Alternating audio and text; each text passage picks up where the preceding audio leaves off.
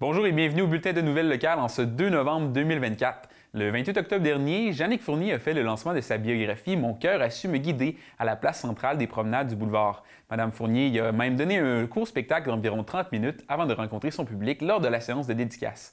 Nous avons eu la chance de s'entretenir avec la chanteuse juste avant l'événement.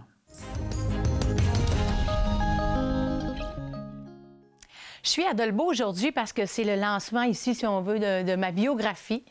Jannick Fournier, mon cœur a su me guider. Alors, les gens de la librairie ici m'ont contacté et j'ai dit oui d'emblée pour venir voir mon monde de chez nous puis venir chez les grands-parents aussi. Alors, je suis toujours très excitée. On fait la route, on traverse tout le chemin, puis on est content d'arriver. Les enfants voient Mistassini, puis disent « Ah, Dolbeau! » Puis on sait que c'est par là qu'on s'en va chez grand-mère. C'est un beau bonheur. Le projet de la biographie est arrivé sur la table avec les gens de la semaine et tout ça, qui m'ont contacté et ont dit « Est-ce que tu accepterais de faire ça? » Sur le coup, j'y ai pensé un peu, parce que j'ai dit « Ça fait quand même pas 40 ans que je fais carrière à plus d'échelle, plus au Québec, là. » Mais je me suis dit, les gens me rencontrent dans la rue, ils me disent, ton parcours est inspirant, on est content de voir ça, on veut en savoir plus et tout ça. Fait que ça a fait, ben oui, pourquoi pas. Et j'ai une famille, j'ai une vie, c'est un souvenir, c'est un héritage aussi, une biographie, c'est quelque chose. Fait que c'est un beau cadeau de la vie encore. Ça relate toute ma vie. Vraiment, de l'enfance. La chorale à Sœur Clairette, ici à Dolbeau-Mistassini, mes années de bar avec Guy Coulombe, du duo Guy-Jannick. Je parle de tout ça, je parle de mes histoires d'amour, je parle de l'adoption des enfants, je parle de, bien sûr, le Canada's Got Talent, puis tout comment se déroule aujourd'hui et tout ça, avec des anecdotes. Je pense qu'il y a des moments touchants aussi, il y a plein de... Fait que c'est pas mal, c'est ma vie. Puis, tu sais, j'ai appelé ça ma psychothérapie à moi, qui ne m'a pas coûté d'argent à faire parce que j'étais avec Daniel Daigneault, qui a bien voulu écrire parce que moi, je parle plus que j'écris. Alors, on a fait ça ensemble. Et puis, je revivais des moments. Tu sais, mon père, Marcel Fournier, qui était ici à Dolbeau-Mistassini, enseignant en biologie à Mistassini, tu sais. Il est décédé, ça fait 30 ans, mais d'en reparler puis de réveiller cette émotion-là, là, j'étais encore... Je dis, hop, c'est pas tout guéri, ça. Tu sais, un deuil, ça peut être très long.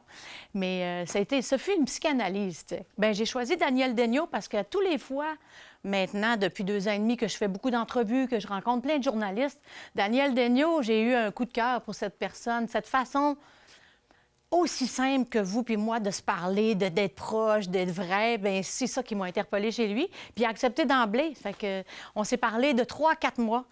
FaceTime, Zoom, téléphone, avec un café, pendant que moi, mes enfants étaient à l'école, parce que d'autres personnes me disaient « Est-ce que tu comptais ça en prenant un petit peu de vin? » Non, on n'a pas été là, on faisait ça sur les heures d'école. Alors, assis sur mon divan, la couette sur la tête et un café, et on se parlait des 2-3 heures, et des fois 4 heures par semaine, là. J'ai pas eu beaucoup de feedback encore. Vraiment, j'en ai eu des journalistes, beaucoup à qui j'ai parlé à venir à date, mais déjà, ceux que je parle dans la biographie, je les avais contactés. Fait qu'il fallait écrire. Il y a des choses que je disais qui étaient personnelles plus que d'autres. Fait qu'il fallait vraiment le spécifier. J'avais besoin de photos. Puis moi, les années, je m'en rappelle pas tout le temps. Je ne sais pas si c'est 52 ans qui fait ça, mais je m'en rappelle pas tout le temps. Fait que j'avais besoin d'aller refaire un tour auprès de mes proches pour vérifier des affaires. Fait que j'ai pas eu de cue de gens vraiment très proches de moi. Là, ma mère, elle l'a fini de lire hier. À soir, on va jaser de ça, peut-être avec un verre de vin. Les prochains projets dans ma vie, bien là, je suis bien contente parce que je m'en vais en croisière. J'ai eu un cadeau. Ce métier-là nous apporte des cadeaux et j'ai été invitée par une agence de voyage pour partir dans les Europes. Alors ça, j'ai très hâte. Mais le 3 novembre prochain, spectacle à la salle Michel-Côté d'Alma pour la fondation de l'hôpital d'Alma. J'invite les gens, il reste encore des billets, ça va être super le fun. C'est Jannick Fournier s'éclate maintenant, le spectacle. Je vous chante de tout à travers mon répertoire. Ensuite, le 20 décembre prochain, je serai au Palace Arvida pour un spectacle spécial de Noël. Noël en famille avec Jannick Fournier. On a concocté ça dernière minute, mais on est super content de vous présenter ça. Ça va être un moment intime, familial, puis mettre dans l'esprit des fêtes, là, surtout le 20 décembre. Après ça, il y a d'autres activités qui s'en viennent aussi au niveau du Saguenay-Lac-Saint-Jean. Tu sais, décembre, janvier, je vais être plus dans le coin. Et février, bien là, on cogite aussi sur le nouvel album, sur un nouveau projet. Mais dans les salles, ce sera un plaisir de vous rencontrer, puis ça va être plus aux alentours de 2026. On peut se procurer le livre ici à Dolbeau-Mistassini, à la librairie centrale. C'est juste ici qu'il est. Alors, il faut venir ici pour le chercher. Puis je laisserai même peut-être des petites photos de moi avec l'autographe et tout ça. Sinon, bien, écrivez-moi. On est tous amis ici. On se connaît tous. C'est ça, au plaisir. Puis donnez-moi vos commentaires, comment vous avez trouvé ça, la biographie. Si vous avez des choses à me dire, j'apprécierais. J'aimerais bien ça. Hein?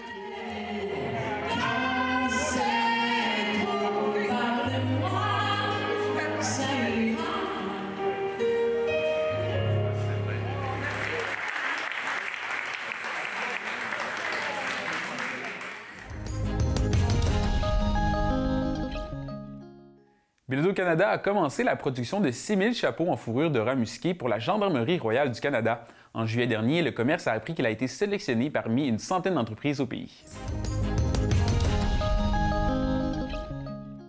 On a décroché un contrat de la Gendarmerie royale du Canada qui consiste à fabriquer 6000 chapeaux pour les policiers de la GRC à travers le Canada. Donc, c'est un chapeau en mélange de fourrure et de tissu. De la fourrure de rat musqué. C'est un chapeau qui fait partie de l'uniforme des policiers là, depuis plusieurs décennies à travers le Canada. Et nous, dans le fond, c'est un contrat qui revient à environ 6 ans. C'est un contrat qui est obtenu par concours d'appel d'offres. Et en soumettant notre appel d'offres, on a été retenu pour la fabrication de 6000 chapeaux sur 3 ans. En fait, là, c'est vraiment quand même complexe là, parce que juste l'appel d'offres est épaisse comme ça un coup qu'on a terminé pour un chapeau de fourrure parce que c'est très, très normé. Toutes les composantes doivent être testées par des laboratoires indépendants. La fourrure doit être un grade, une couleur précise. Donc, on se doit absolument de respecter toutes ces normes-là pour être en mesure de répondre aux exigences de la GRC. Et une fois qu'on est retenu, notre candidature est retenue, on doit faire des échantillons de pré-production où là, on doit prouver qu'on est capable de faire ce qu'on a dit.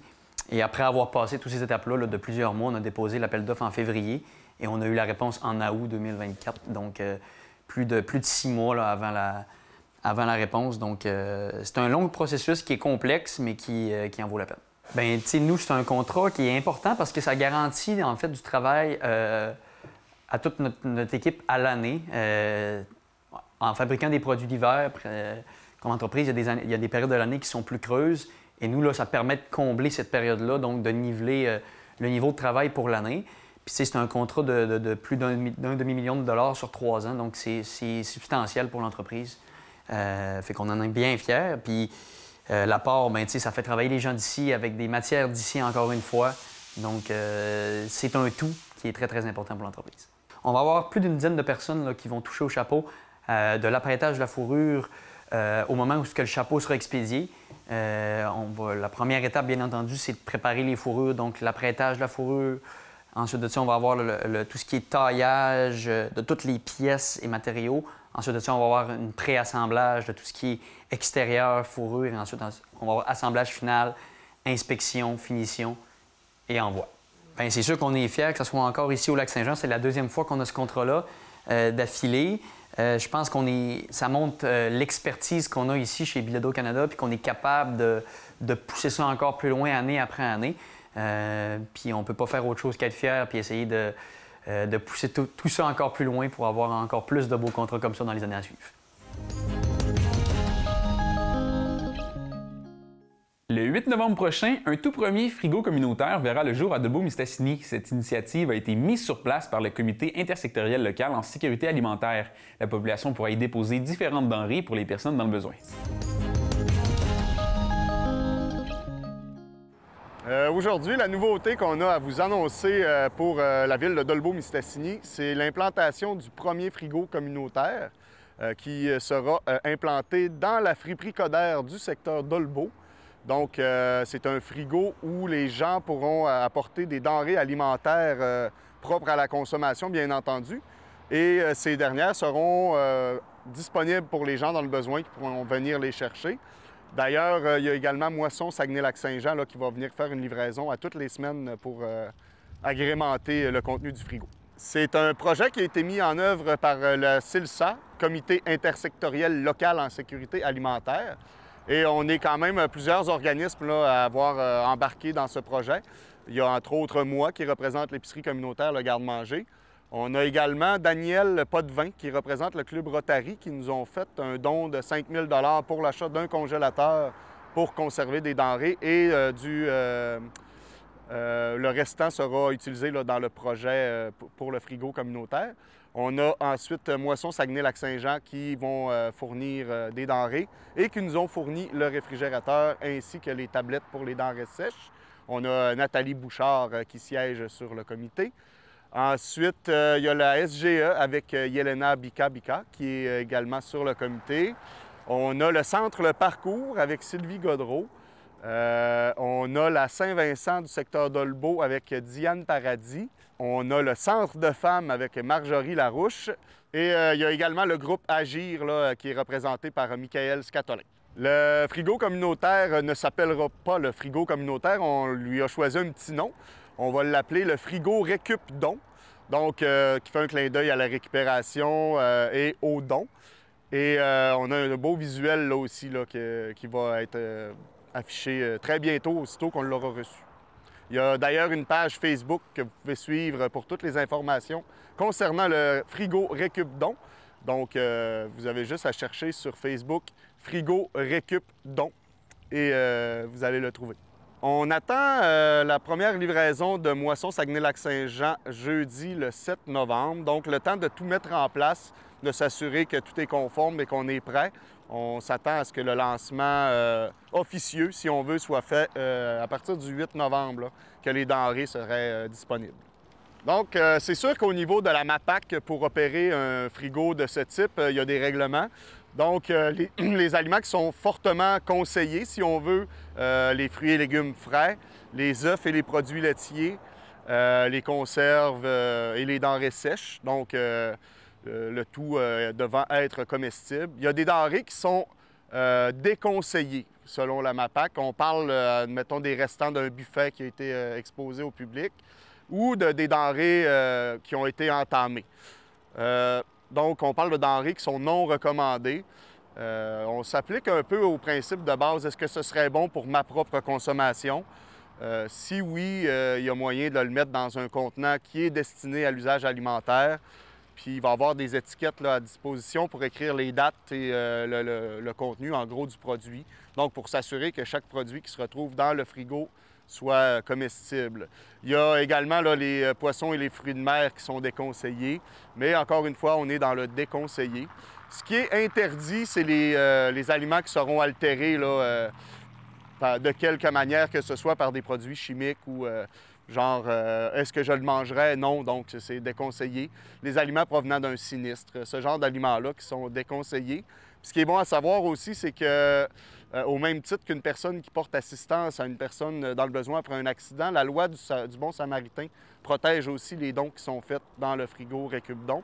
Donc, une personne ne peut pas être tenue responsable si, dans la bonne pratique et dans les règles de l'art, une personne a mis des aliments puis il y a eu un événement fâcheux avec. Une personne peut être malade, on ne sait jamais, mais la personne est protégée par la loi du Bon Samaritain. Encore une fois, quand c'est fait dans les règles de l'art, s'il y a eu une altération volontaire du produit, bien là, ça ne s'applique pas.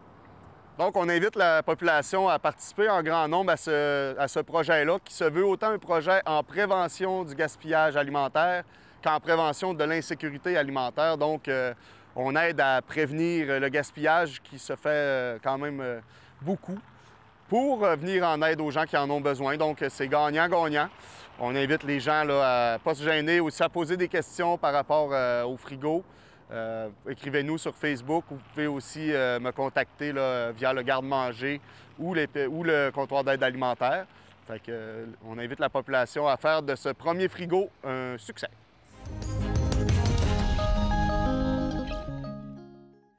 Extramaria vient tout juste d'annoncer une toute nouvelle campagne qui a pour thème l'achat local en ligne.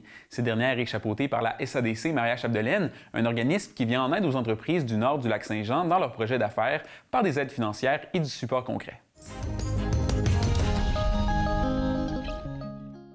Mon nom est Ève Gagnon-Bouchard. Je suis agente de développement économique local à la SADC Maria-Chapdelaine. L'initiative Extramaria a été créée en 2021 en raison du contexte de la pandémie. La SADC Maria-Chapdelaine est le principal porteur du projet. nous collaborons avec la MRC Maria-Chapdelaine, la Ville de Dolbeau-Mistassini, la Chambre de commerce et d'industrie de Dolbeau-Mistassini et de Normandin, secteur géant. À la création d'Extra Maria, le comité avait pour objectif de donner une visibilité aux commerçants de notre MRC et de sensibiliser les citoyens à l'achat local. De l'aide a aussi été attribuée aux commerces qui n'avaient pas encore de plateforme en ligne afin de les outiller vers ce virage numérique. Il y a aussi eu la création du groupe Facebook J'achète local Maria-Chapdelaine afin de permettre aux commerçants d'avoir une visibilité et de faire eux-mêmes leur publicité. Ce groupe est d'ailleurs toujours d'actualité. Les entreprises peuvent toujours s'y inscrire et pouvoir accéder à cette promotion. Le blog Extra Maria continue d'être une visibilité incontournable pour les commerçants de notre MRC. Le comité se penche encore sur de nouvelles idées novatrices qui permettraient au blog de rester attrayant autant pour ses citoyens que les entrepreneurs qui souhaiteraient obtenir cette visibilité. La campagne 2024 a été pensée avec une thématique bien précise, la promotion de l'achat local via le commerce en ligne. Nous souhaitons démontrer à travers cette campagne que l'achat local peut s'adapter à l'ère numérique tout en restant profitable pour l'économie régionale. Pour cette édition 2024, 5 entrepreneurs locaux seront ambassadeurs pour cette campagne. Ils partageront leur expérience et témoigneront des avantages de cette transformation numérique via des capsules vidéo réalisées en collaboration avec la Télé du Haut-du-Lac. Les diffusions se feront à partir du 12 novembre jusqu'au 12 décembre. Le comité travaille actuellement sur de nouveaux projets afin de rendre le blog toujours plus dynamique. Nous remercions chaque personne qui encourage l'initiative à leur façon. Extra Maria est une plateforme de promotion, mais également d'information commerciale. N'hésitez pas à nous contacter afin de faire partie de la communauté Extra Maria. C'était le jour de vernissage pour la CDC Maria-Chapdelaine. L'organisme a demandé à ses membres de créer une œuvre d'art en lien avec la transformation sociale. Vous pourrez admirer les 22 œuvres à l'espace jusqu'au 28 novembre. Bien, aujourd'hui, on est à l'exposition collective de la CDC Maria-Chapdelaine, donc au dévoilement, qui a lieu à la salle de spectacle à Dolbeau-Mistassini. Donc aujourd'hui, on a 22 œuvres, donc 22 organismes participants, des organismes communautaires autonomes. Et donc c'est ça, on fait le dévoilement de leur œuvre, du fruit de leur travail finalement, parce qu'ils ont travaillé très fort. Pourquoi qu'on a cette exposition-là aujourd'hui? Bien, c'est vraiment pour mettre les organismes communautaires de l'avant, pour vraiment comprendre qu'est-ce qu'ils font dans leur quotidien, c'est quoi leur service, c'est-tu vraiment réellement... On les connaît-tu, nos organismes communautaires? Donc, on veut vraiment les mettre de l'avant parce qu'ils gagnent à être connus puis ils méritent d'être connus. Donc, c'est pour ça qu'aujourd'hui, c'est un prétexte, en fait, l'exposition, pour vraiment les mettre de l'avant. L'exposition, en fait, des membres de la CDC Maria-Chapdelaine est venue avec une idée du comité promo. En fait, on voulait faire quelque chose de spécial pour la Semaine nationale de l'action communautaire autonome. Alors, on s'est dit, bon, comment les mettre de l'avant, comment présenter leurs services, puis qu'on fasse un beau mix de tout ça. Fait qu'on s'est dit, bien, on va passer par l'art, on va passer par faire une exposition collective. Donc, c'est vraiment venu comme ça. On voulait vraiment chercher une activité qui était un peu spéciale puis qui sortait de l'ordinaire un peu aussi. Donc, c'est ça. C'est vraiment une idée du comité promo. En fait, c'est vraiment nous qui les avons guidés. Donc, on voulait vraiment avoir un fil conducteur. Fait que tout le monde avait le même médium, qui était un cadre de bois. Le même thème aussi, qui est un des critères de l'ACA, qui est la transformation sociale. Donc, la transformation sociale, c'est pas toujours très clair, là. Fait que c'est ça qu'on voulait mettre de l'avant aussi. Fait que c'est le processus du avant-après. Tu sais, une personne qui arrive d'un organisme, qui a des besoins, qui peut-être qui file pas, tu sais. Là, après ça, elle sort, elle a eu tous les services, fait qu'elle va mieux, elle s'est remontée, comme on dit. Fait que comment montrer tout ça? Comment montrer la transformation sociale? Fait que là, les gens avaient à respecter, c'est ça, le cadre, le médium qui était sur l'œuvre de bois.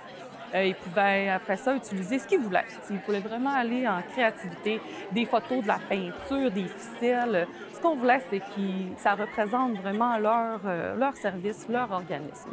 Donc, pour la suite, on va être à l'espace dans le secteur de la bibliothèque de Dolbeau, donc durant un mois. Donc, du 25 octobre au 28 novembre, c'est ouvert durant les heures d'ouverture de la bibliothèque et aussi pour tous les membres de l'espace. Alors, c'est gratuit, fait qu'on vous invite vraiment à aller faire le tour, à aller lire les descriptions des œuvres, d'aller vraiment prendre le temps de regarder tout ça, qu'est-ce qu'ils font nos organismes. Bien, ce qui est important dans l'exposition, c'est vraiment que la population connaisse les services des organismes communautaires. Des fois, on peut avoir une idée en se fiant ou non, mais c'est plus large que ça. Puis vraiment de comprendre qu'ils sont tellement présents dans notre milieu, puis qu'ils travaillent fort, puis aussi qui, tu sais, c'est vraiment notre tissu social. Hein? Tu sais, ils sont vraiment là pour aider la population, puis on le voit pas toujours quand on n'est pas dans le milieu. Donc, puis des fois, il peut y avoir une certaine réticence aussi à, des fois, aller vers un organisme parce qu'on pense que ça va pas nécessairement correspondre à nos besoins. Mais vous pouvez être surpris de voir tout ce qu'ils offrent, puis tous les services, puis ils sont toujours... tu sais, ils le font vraiment avec cœur puis passion, puis c'est ça que je trouve le plus beau là-dedans.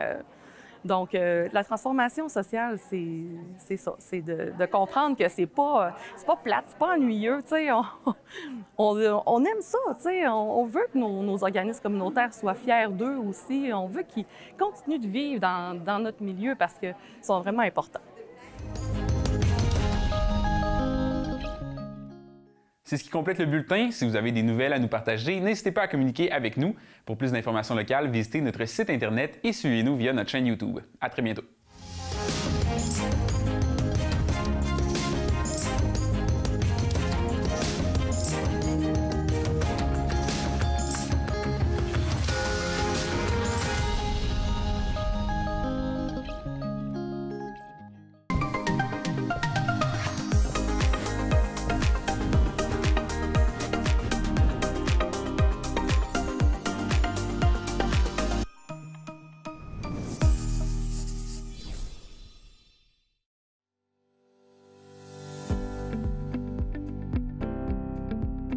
Mon implication à l'Oasis consiste à faire du bénévolat au niveau des résidents. Alors moi, ce que je fais, la plupart du temps, je viens à peu près 4 fois par semaine et puis je fais des visites amicales, jaser avec eux, prendre des marches. Aussi, des fois, je les sors à l'extérieur, en chaise roulante. On peut faire des casse-têtes. Il y a même une dame avec qui je fais des devinettes. Et il y a aussi toutes les rencontres de groupe avec les familles aussi, toutes les festivités. Moi, je donne la communion aux résidents, ceux et celles qui sont capables de le prendre. Je viens ici le lundi matin. Puis on est attendu, les résidents le savent, puis on se sent attendu quand on arrive. Je fais du bénévolat dans le CHSLD avec les personnes âgées. Là. On fait du bingo puis le soin des mains. Comme implication à l'Oasis, en principe, je viens leur faire jouer au bingo. Ça fait que tous les mardis après-midi, on est 4 puis on vient jouer au bingo. Puis ils sont bien contents. Je suis rendue Madame Bingo. Là. Dans le fond, nous, le mardi, on s'implique auprès des personnes âgées, puis on anime un bingo avec d'autres bénévoles. Puis le jeudi après-midi, ce qu'on fait, c'est qu'on fait le soin des mains, donc on fait leurs ongles. La place est voulue qu'on ait des jeunes qui travaillent aussi avec nous, puis ça nous fait sortir de notre chambre. Et en plus, c'est plaisant de travailler avec eux. C'est valorisant. Bien, moi, j'ai du temps à consacrer. Je suis à la demi-retraite, puis j'ai du temps et j'adore les personnes âgées. Puis je trouve que c'est valorisant plutôt que de rien faire, là. Je m'implique parce que j'aime ça être avec du monde. Je m'implique parce que j'ai du temps libre, puis je voulais faire du bénévolat, ça faisait un petit bout, puis je savais pas trop où aller puis quoi faire. Ça fait que quand mon père est devenu résident ici à l'Oasis, ça m'a montré que les gens ici, des fois, ils trouvent le temps long puis ils s'ennuient. Ça fait que ça m'a donné l'idée de venir faire du bénévolat ici puis de mettre un peu de joie dans leur journée. C'est une valeur ajoutée à ma vie, ça. C'est gratifiant. Je trouve que je donne peu par rapport à ce que je reçois d'eux. Il y a tellement d'amour, là. Puis ils sont tellement contents, là. Qu'on repart d'ici, puis on a le cœur léger. On est content de notre journée. Bien, moi, je m'implique pour les faire sourire, puis qu'ils se sentent aimés. Puis souvent, les personnes âgées, ils n'ont pas beaucoup de visites là, à l'Oasis. Fait que nous, ça fait qu'on peut les divertir d'une certaine façon, puis qu'ils se sentent plus heureux. La madame ou le monsieur, il nous prend pour ben, il nous appelle, exemple, ses petits-enfants, ses petites nièces, etc. Bien, ça fait partie du social aussi de s'impliquer dans quelque chose, là. Ça apporte tellement intérieurement que le temps que ça a donné, on l'a pas vu. C'est du temps personnel, c'est du temps d'intériorité, puis c'est très enrichissant pour nous et pour ceux qui le reçoivent aussi. Bien, moi, c'est sûr que dans tout ça, là, je me sens fière de les aider puis de pouvoir apporter quelque chose à leur quotidien. Moi, je sais qu'il y a des gens qui sont isolés aussi, hein? Et ça aide à nous sortir de la maison et à briser l'isolement. Ça nous aide aussi à participer à des activités avec des groupes, socialiser, participer à la communauté aussi, avec les familles ici. C'est nourrissant, c'est très nourrissant.